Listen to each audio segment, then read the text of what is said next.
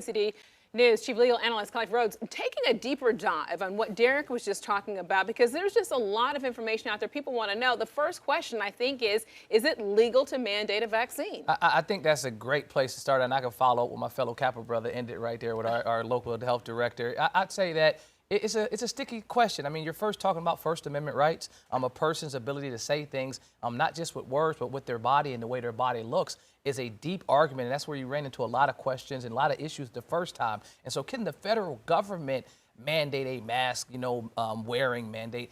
That's only on federal property, and so you can see that done normally by executive order. That's what we saw during COVID. And then on the state level, it's kind of individual, county by county, state by state, jurisdiction by jurisdiction.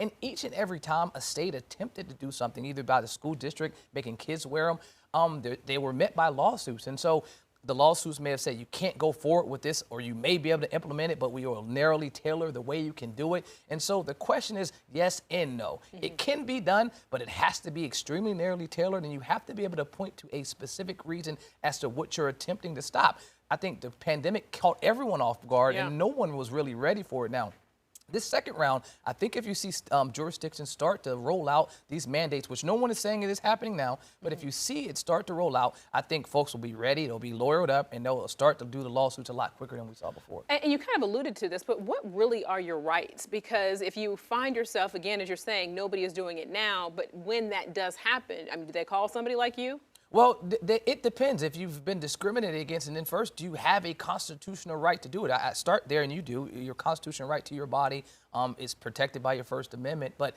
do they have a right to infringe or impinge on that? Or impede on it? That's probably the larger question. And then you have to ask yourself, do you have the funds or resources to hire an attorney to take that case all the way to the distance that it would need to go to fight for what you're asking for? And sometimes the answer is no, that folks don't want to do that. And I think that's one of the big concerns, because if somebody finds themselves in a situation, I mean, do people have the money to be able to say, hey, I want to be able to fight this, or do you kind of step in line? But with this next wave of what you're seeing now, legally, what kind of really stands out to you? The biggest thing is I like the way that they're attempting to roll this out in terms of, listen, the CDC's making a recommendation. We're saying that children and folks this age should have this. We're not saying you have to, but we're saying you should have this. I worked hand in hand with the director of CDC, Mandy Cohen, when she was here with the state, and I know how she thinks in terms of the process, and it's real methodical, it's real logical. She wants to ensure that it's something that won't hit folks off guard, but is fully thought out. And so I like this approach, because we're not just caught off guard in the middle of it, kind of trying to fly the plane and build it at the same time.